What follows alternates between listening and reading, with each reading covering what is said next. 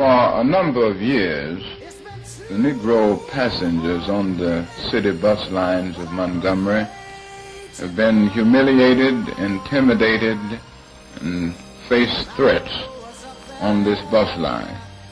Just the other day, one of the fine citizens of our community, Mrs. Rosa Parks, was arrested because she refused to give up her seat for a white passenger.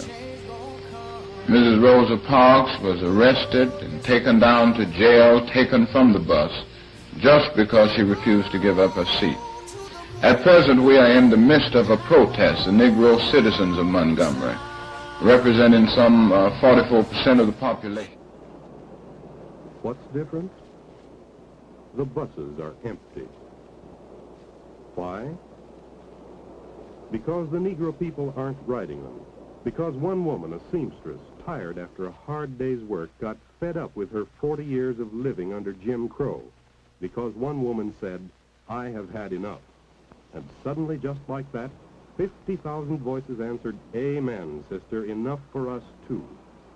For refusing to give up her seat to a white man, she was arrested and fined. And the Negro people of Montgomery have refused to ride the buses ever since. Over Montgomery, and think of the fact that for all of these days, 381 days, more than 99 and 9/10% of the Negro citizens participated in the boycott. They confronted harassing experiences, they confronted physical violence, and never did they retaliate with a single act of physical violence. The weapon of love won the battle. The Supreme Court ruled 13 months after Rosa Parks' arrest that segregation on Alabama buses was unconstitutional.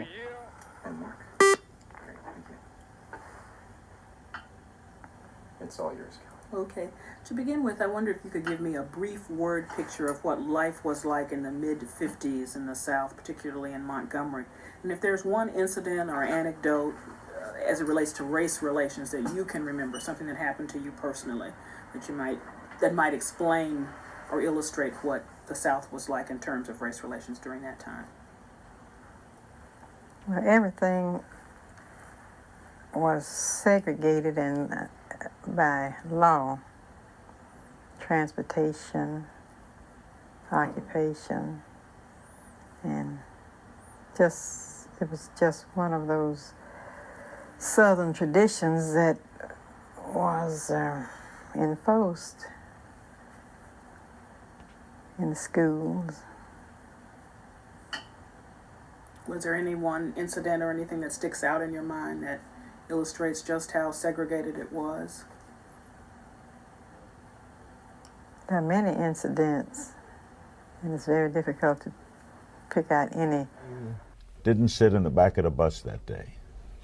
About the third stop from where I boarded the bus, there were some white people got on, and they took all the front seats and left one man standing.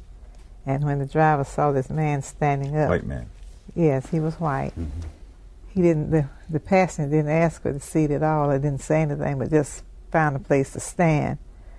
The driver noticed him standing, and that is when he told the four of us to let him have those seats, which meant that four of us would have been standing, and then this man could only occupy one seat, and then there would be 3 vacant seats. But you weren't supposed to sit next to a white man. That was the rule then. So you did not get up? No, I didn't. Do you know why? Yes, because Why? I didn't think I should have to get up. I had already paid my fare, and I'm sure he didn't pay any more than I did. And I didn't think that once we take a seat, even under the segregation conditions, that we should be made to stand up. Passengers have been humiliated, intimidated. But in 1956, Martin Luther King Jr. was a little-known minister and the leader of a bus boycott in Montgomery, Alabama, that started when activist Rosa Parks refused to give up her seat to a white man. This is a non-violent protest using the method of passive resistance. Was an English professor at Alabama State University, and She headed up an organization called the Women's Political Council. Joanne Robinson had an episode on the Montgomery bus where she is accosted by a bus driver, and she leaves the bus, in terror. She thought the bus driver was going to hit her as he demanded she sit in a black-only section in an almost empty bus. When she talked to other women, there were a number of arrests in 1955 of black women who were violating the segregation ordinance on the buses. And on the night of December 1st, when Rosa Parks is arrested, Joanne Robinson springs into action, and they actually execute this plan to initiate a bus boycott. Pass out these flyers. She calls a civil rights attorney, Fred Gray. She calls E.D. Nixon, labor organizer, really the recognized leader of Black Montgomery. And they decide to endorse the boycott. They organize the Montgomery Improvement Association to execute and to coordinate the activities surrounding the Montgomery bus boycott. And they select this newcomer, Martin Luther King, to head up the Montgomery Improvement Association. I was the NAACP Youth Council president, and I participated in the boycott.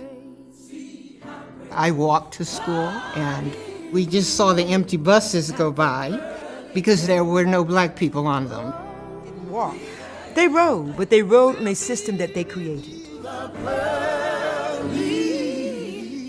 382 days. That's a long time.